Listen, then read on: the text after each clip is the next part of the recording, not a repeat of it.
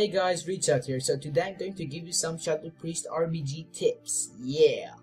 In this video, I will be going over 3 things. Managing your damage effectively. Yeah, you'll learn how to pound. Second thing is supporting your team. And the third thing is the gear I suggest using and when to own it up. So let's get started.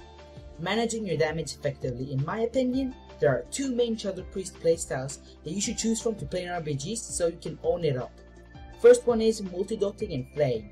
This playstyle is spreading your dots on all your enemy team except the CC targets. You don't want to get your RBG leader pissed. He will just kick you. And if your team is going for a kill, I suggest keeping dots up on all your enemies and on the main target, spiking and mind blasting and bursting completely like full blow.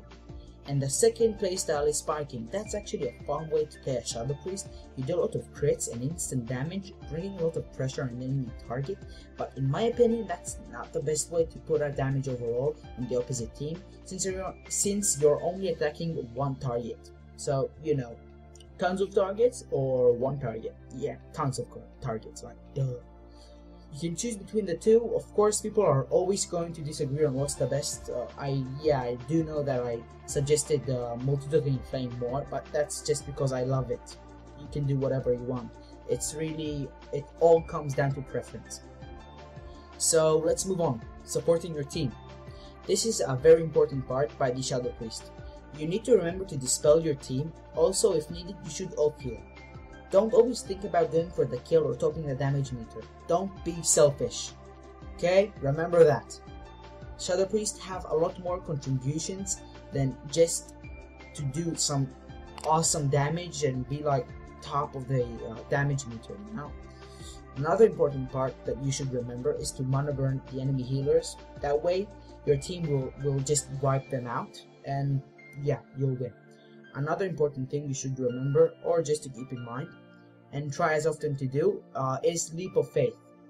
Use it as much as you can.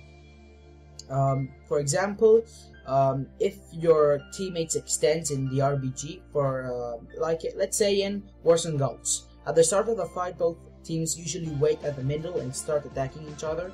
It's important that none of your teammates extends, or if they do, or get gripped by a Death Knight, for example, you should leap of faith them back so they won't die. Okay, let's move on to gearing for RBGs. That's what I suggest here. Before I'm gonna go over the set parts and trinkets, I would like to talk about weapons that I suggest using.